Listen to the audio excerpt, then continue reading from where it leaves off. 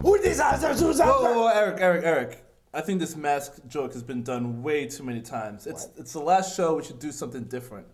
Something special, you mean? Yeah. Like what? I have an idea. This is what I'm talking about. Is that what you were talking about? Yeah. Good, but not quite there yet.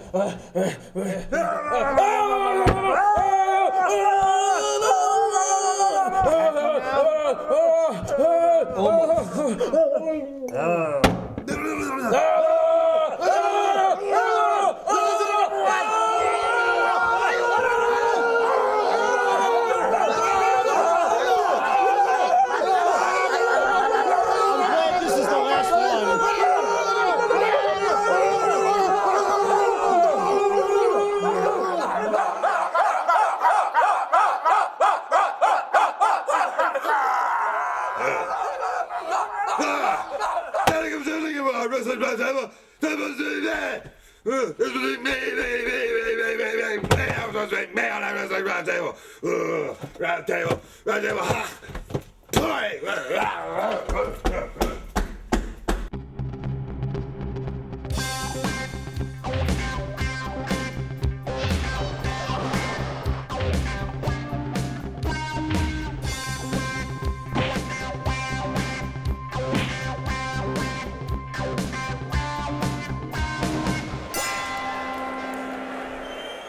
Welcome to the Wrestling Roundtable. I'm the host, Eric Santamaria. Been a MMA fan for 17 years, and I worked in pro wrestling for over 8. But the subject today, for our last show, we were going to re-examine the two genres that we've talked about throughout our tenure, mixed martial arts and professional wrestling, and why we love those sports, those hobbies. Why do we have a passion for that? And I think that's an appropriate way to end our series. This is our 5th season, and the series is coming into an end after 70 shows. Wow. We've had a lot more on Blog Talk Radio, blogs, teasers, lots of other things, and you can get all the content on YouTube, WrestlingRoundtable.com. Get all the links over there, Facebook, Twitter, etc. But we're not going to talk about plugging just yet. We're going to talk about mixed martial arts and why we love it. And introducing the panel to my right, which is your left, Will Effin Brooks, MMA fan of 6 years, and Rodney LeConte, MMA fan of 17 years, and you're a blue belt in jiu-jitsu, Brazilian jiu-jitsu, correct? Yeah, but unfortunately because of a neck injury, I haven't been training for a few months, so hopefully that gets fixed, and I'll be back in action by the summer. Great, and to my left, which is your right, he's the most decorated manager in Ring of Honor history and a former pro wrestler, but also an MMA fan, Shane Hagadorn, fan of 17 years, and when we were talking about what we should finish our series with, because this is the last show, you made the great suggestion, like I said, that it would be great to look back on an overall picture of why we love these things. But what sparked your interest in mixed martial arts? What got you into it? Ken Shamrock. After he left the WF and I kind of stopped watching wrestling for a while, I remember watching a fight. I just kind of clicked on it. I was kind of fair interest. I really didn't care, but if it was on, whatever. I clicked on a fight. It was right at the end of the fight. Tito Ortiz was like raising hands, he won. And I'm like, who's that guy he's fighting? The guy looks fucked up. And I looked at it, it was Ken Shamrock, and I did not recognize him because he got kneed in the face so many times, he had swelling all over his face. I'm like, that's Ken Shamrock, and that guy kicked his ass? Who is that guy? And I started watching more fights, just started getting into it slowly but surely. Now I'm obsessed with it, but it was a very slow progression for me. So is it pretty much directly related to your pro wrestling fandom? Because I think you could say that about a lot of people, especially when Brock Lesnar came over a few years ago, or even Dan Severn and Ken Shamrock in 1997 or so. There is a lot of parallels with pro wrestling and MMA, and always has been, probably always will be, and definitely with our audience. So many people have said, you sparked our interest in MMA, and that's a great honor. I'm very happy about that. So is that where it really stems from? I don't think it's a direct link, but I knew who Ken Shamrock was even before he got to WF, so the name alone would have got me like, huh? But being I was a fan of his from his wrestling days, and I knew how badass he was of a fighter, that when someone kicked the shit out of him, it was kind of like, well, who's this guy? Well, so it did play a part, but not a major part. But you would always see pro wrestling and boxing, let's say, put together. If you're looking up a genre in the library or the video store, or what are those things now, right? But you'd always see boxing and pro wrestling. And I had a feeling years ago it was going to be boxing, pro wrestling, and MMA. And I think it's gotten to that point now. But I've always been a fan of combat sports. And pro wrestling is simulated combat. They all go back to pancration in ancient Greek days. And that's where they split from, really. I knew MMA made it when I saw results on SportsCenter. That's when I knew MMA had made it to another level. ESPN's taking it seriously. That's when I knew it's well, UFC signing with Fox was a big deal in terms of getting the sport more mainstream. Signing for Spike was the start of it all. Right, but like I said, I'd always been a fan of combat sports, and that's kind of where that was really the beginning of MMA. There was a lot of that in the air, I think, in the early 90s, because this had been decades from Enter the Dragon in the 70s with Bruce Lee and Jean-Claude Van Damme movies. Bloodsport, martial arts movies, and then the rise of Mike Tyson, and what would happen if this style fought this person. And video games, too. For me, Street Fighter, Mortal Kombat, Tekken, that's the idea. Different styles, what's going to happen. And that's really what sparked the first UFC. It was supposed to be a one-night tournament, and now here we are talking about MMA, which has really evolved into a style in and of itself. So what got you into MMA? UFC 2 or 3, a friend of mine was like, I got this tape from the video store, that and Faces of Death. Let's watch those tonight. I don't know if you ever saw the Faces of Death, but it's just gory crap. And same thing. So we watched UFC. I took karate when I was a kid. Grew up a fan of boxing, uncles that boxed. Again, combat sports. So it kind of got me right off the bat of just watching this sort of tournament that I've never seen anything like this before. It was a real-life blood sport kickboxing movie. And I think a lot of it is you want to see, like, what if pro wrestling was real? And that's really, I think, a lot of the appeal that brought over a lot of pro wrestling fans, me included, because I think a lot of pro wrestling fans are kind of intimidated of MMA. They're not familiar with it. They don't know the rules or whatever. So they're more comfortable with the fantasy, the simulation of what a fight for them might go like. But we wanted to know the reality. And you mentioned the video stores. We would go to the video stores, but I mentioned you training in BJJ before. I just started at Tiger Schulman's MMA a few months ago. What makes you want to get into MMA? Because really, almost of all sports, I can't think of a more fan-driven one in the sense that almost everybody who watches it almost trains in it. Like, I've gone to shows where people just say to me with their fucking energy drink and affliction shirts, where do you train? Like, it's just obvious. Because those are the diehards that kept UFC afloat in the dark years. Yeah. I was in middle school. I remember exactly this. In 1996, like right after Mike Tyson came back and fought Peter McNeely, this kid in my homeroom, we had VCRs in our homeroom, bought this tape. He's like, hey, ever hear this Ultimate Fighting Championship? And I remember the first fight I saw, I think it was UFC 8 with Paul Varlins. And I was just so amazed that here it is, just like you say, imagination of what would happen. My family, like Tyson fights were always like a big event at our house. The build-up and anticipation, we get to see these guys like really fight each other from different styles with no holds barred to see who really is the best.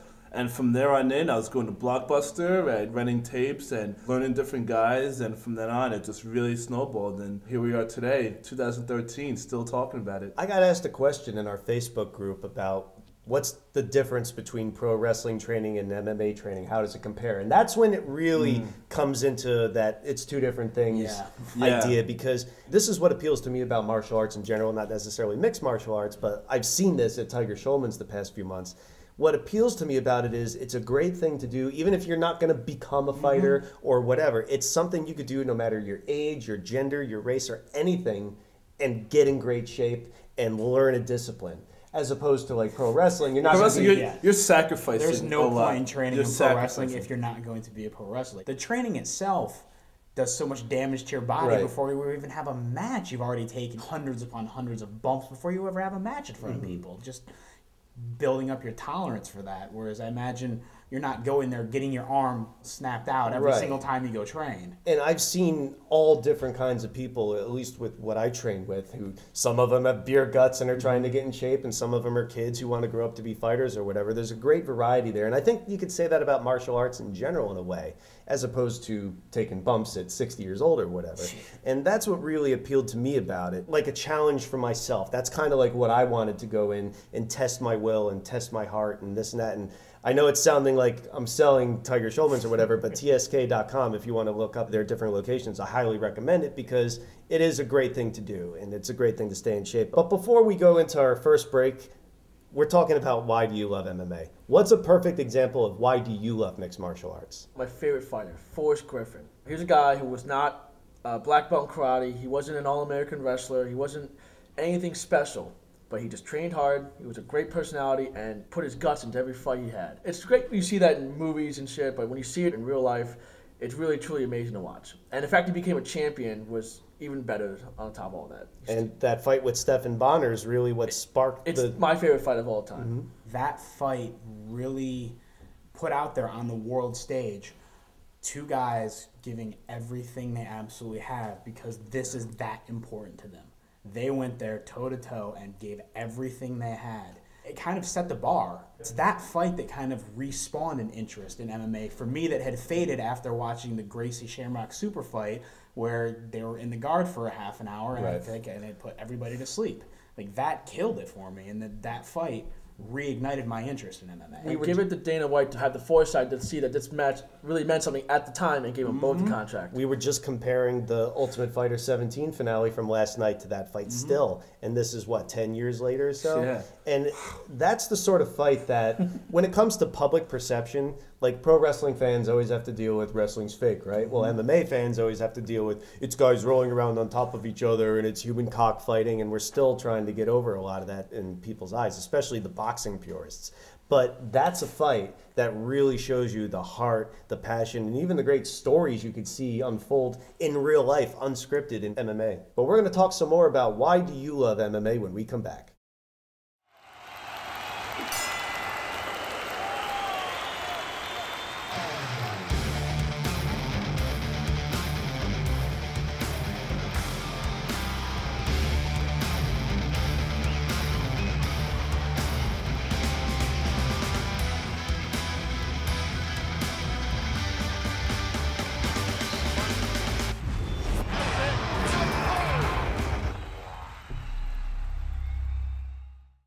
Spread the 8-man heart. Make sure you watch the Wrestling Roundtable. Welcome back to the Wrestling Roundtable. Switching up the panel to my left, which is your right, Orlando O'Neal, MMA fan of 6 years, and to my right, which is your left, independent pro wrestler, the American Psycho, Alex Payne, who's been an MMA fan of 16 years. And speaking of MMA, we are also on GoFi Live. You can see all our shows uninterrupted on GFL.tv, also a radio archive over there. So get the link on our YouTube front page or WrestlingRoundtable.com, GFL.tv. They've got lots of combat sports over there. Muay Thai, MMA, boxing, even pro wrestling. So talking about why we love mixed martial arts, we were talking about how we got into the sport. But a lot of people keep talking about the future of the sport, because what I think is really cool as fans of so long is that we've seen the origin of the sport and we've seen it evolve so much over the past several years.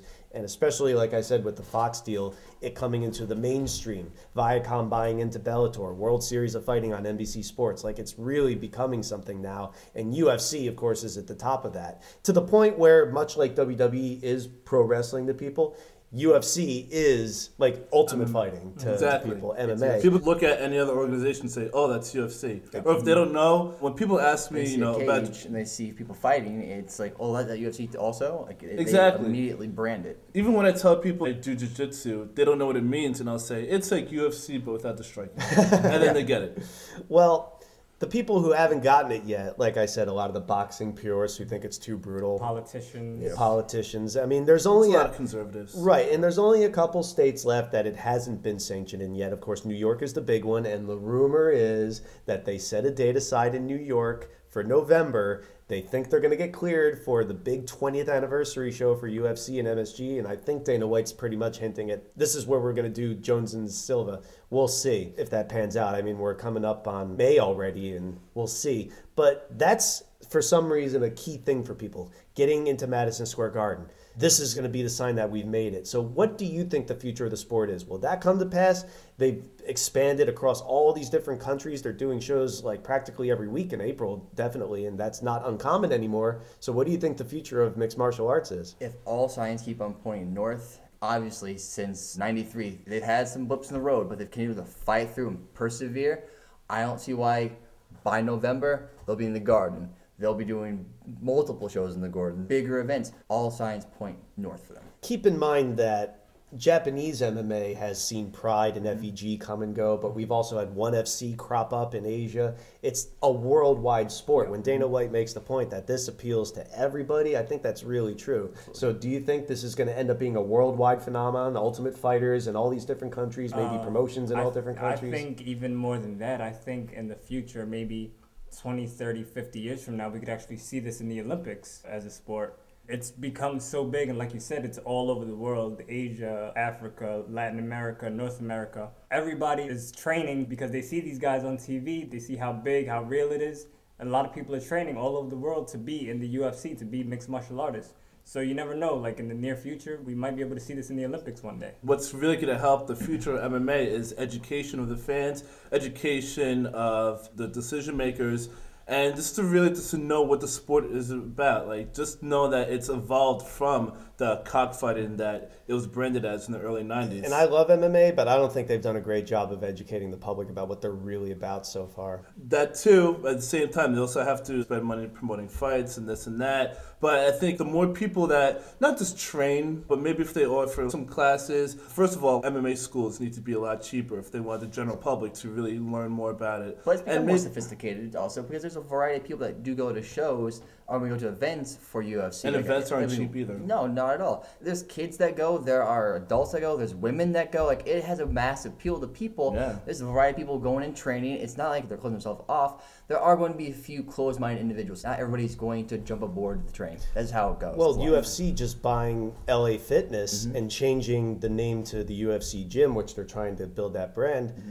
I was told that's not a good idea because women are going to get turned off to going to their cardio boxing sort of stuff just because of the UFC stigma. The UFC well, what I would name. do is offer BJJ classes at like Workout Worlds and Gold's Gym. Like the Zumba and yoga, like more people starting to get into that. Why not offer BJJ? Have instructors come in that are obviously certified for it that could, for an hour BJJ class, because obviously there's cardio kickboxing, there's kickboxing classes that take place at these schools or at these gyms.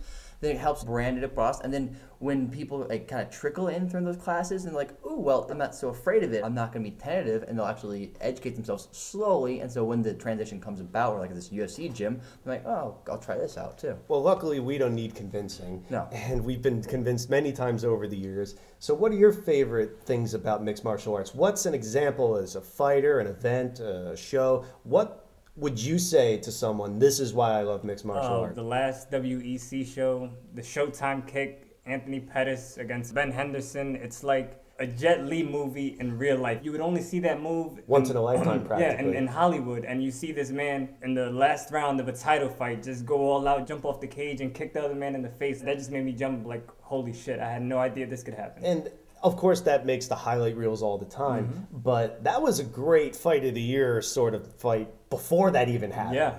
Randy Couture beating Tim Sylvia for the heavyweight champion. I'm pretty sure it's UFC 68. This is a great example of what hard work and dedication and not letting a number of how old you are be a factor in your training, and a feel-good moment as a fan. 25 straight minutes of just great energy. Especially those first couple seconds when he almost knocked him out. Yeah, wow. Matt Hughes versus Hoist Gracie in 2006. The old guard, the originator, the guy who's the reason why we're all here, Hoist Gracie, come in to fight the dominating champion. You can tell that fans are starting to get educated, that they were cheering when Hoist Gracie was trying to get him in his guard. And that would never have happened 10 years before. And just recently, with Ronda Rousey versus Liz Carmouche, the perfect example of how the sport is growing and how it's going to evolve with more women getting involved, and the women can main event, and women are athletes too, and they can also bring in a crowd. With that Hughes Gracie fight too, it's also showing how a highlight reel kick is much more visceral. That's why you see more ultimate knockouts compilations than ultimate submissions, because it's just, I guess, more visceral for the layman just to see a punch or a kick in the face. Yeah, that's what we see in movies. Randy Couture versus Tim Sylvia. That is a great story. You have the underdog, which was a lot smaller. Well, a lot smaller underdog, at least by 50 pounds or 40 pounds by that point in time. He's aging in Randy Couture, and he comes and beats this giant of a man in Tim Sylvia, and he dominates him for those 25 minutes, for those 5 rounds, and wins the championship, coming back from the light heavyweight division to take over the heavyweight crown and stay on top for a good year at that point in time afterwards. The stories that UFC can naturally tell with just not making up, a story like in pro wrestling, of course, but having a real true-to-heart story of watching a guy succeed and you get behind him. Even recently with GSP, when he came back to the welterweight title, like having him come back and take his championship. The training, he persevered, he won the title back, he had a bloody fight too, and to see him come back on top, those are cool moments that, as me as a UFC fan or an MMA fan get behind. My favorite moment involves my favorite fighter. Anderson Silva is my hero. I know he's had a couple fights where he was dancing around, but for the most part, this guy is on another plane from everyone else. Oh, yeah. When I saw him fight at UFC 101 in Philadelphia, beating Forrest Griffin, Yes. Yeah. you were there too. It Yeah. was like watching a video game. This guy knew what to do before Forrest Griffin even moved. It was like watching an artist paint. You felt like you were watching Ali, like definitely one of the greatest of all time, and that was awesome. Cat playing with the mouse. Right, but I'm talking specifically about UFC 117 when he fought Chael Sonnen the first time. What a story. This is, I'm getting goosebumps right now. That because was everything about that match. this was the greatest moment in MMA to me because against complete all odds, 4 rounds down, looking like the 5th is going to be it. He didn't come close to beating Chael Sonnen, just completely dominated. And there are other factors in there, like the failed drug test or the broken ribs or whatever. The documentary, like water, about building up to that too. But even the clip job they showed, it couldn't do justice to watching it in person. Because you saw how the room erupted at the last second. This is the heart of a champion. The timing of the spider to grab Chael Sonnen in that triangle and to tap him out. I still have the goosebumps. They're not going away because that was just the greatest moment in MMA to me. Do you remember my reaction? Yeah, he jumped up like a little girl who just saw Justin Bieber walk in their room, and he was coming up. And you fell to the floor. I did. I wanted to see Chael Sonnen win. I just like the fact that Chael Sonnen was talking all this shit, and he was actually backing it up. Yeah. Well, Anderson Silva came back, and he's had a lot of great performances since then, and I'm sure a lot more, and maybe we'll see some of those super fights in the future. But hopefully the future of mixed martial arts looks good too, because we're going to move on to pro wrestling now. We're going to talk about why do you love professional wrestling when we come back.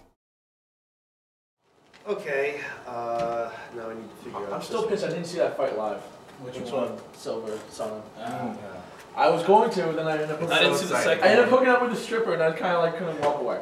That's kind of understandable. Yeah, at least you have to But like when you hook up with a stripper, it's called a prostitute because you've been paying them. I didn't pay. I didn't pay. Actually. The whole time during that fight, you remember me sitting on the couch just... Yeah. I just remember being at the show in Philly, just that punch. Yeah. That just happened. Dude, because He's like, backing up. yeah. That just happened. Dude, remember my reaction yes. after Ronda won? Yo, yeah. I felt like I won too. Yeah. That's how it feels when you're After MMA. You feel like you won. When Ronda Rousey won, I was like, no fucking way. For pure impact, not even just about power, but impact, you can't be Couture's punch Yeah. yourself. Yeah. Just like how I just dropped him, because you didn't think he had a chance at all. I just dropped him. I thought he was going to win, but I didn't see how dominating. Another fight that actually got me back into MMA was watching. I went to Jimmy's house and watched him cry. I can't remember which one it was specifically, but it was Rampage, and I want to say Haratonov, maybe. Is that we powerbombed the guy? Yeah. Did you get the heart candy? No, he powerbombed. No. Ricardo. Yeah, Ricardo Arona. Yeah, Arona. Yes, that's what it Arona. was. That fight. Idiots. Gluttons for punishment. But isn't it fun though? Oh, definitely. Nah, I love Should universally agree that we can't have no WrestleMania 20 though. Didn't even enter my I mind. know. But 10 years ago, that would have been a moment of saying why you love pro wrestling. Of course. Right? If nothing ever came Yep. of it. What, 20? Yeah. Oh, yeah. Now WrestleMania 20 is an example of why I love pro wrestling because of the Big Show and John Cena. I mean, it was weird enough when Eddie was dead, Yeah. but now that... The Benoit situation. Yeah. The situation itself comes out of it. It's like, hey, damn. Like John, someone. Because the way it was shot, Yeah. like, you couldn't see Eddie get in the ring. Like, they just panned out and he was there. And after he was dead, it was almost weird, like he just appeared. Yep, he was Ghost. What were you going to say about Mike Johnson? You know how he does like the mailbag shit? Yeah. Someone wrote in like, "Oh, you don't give Benoit a fair shake," and he had one of the His best. brain had enough one of shakes. the best responses I've read as far as like anyone who says that they can separate the two is an idiot. Like it was just a good response of like how and why, and just getting into details of like this is a guy who was never late for shows, never blew spots. His brain, despite what the medical said, obviously the way it functioned, he was perfectly fine.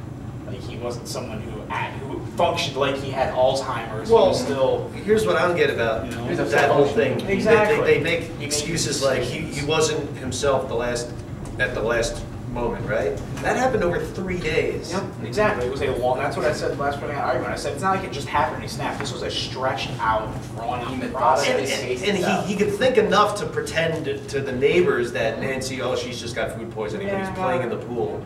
Make sure you check on the dog's channel. Obviously, his brain was working. Yep.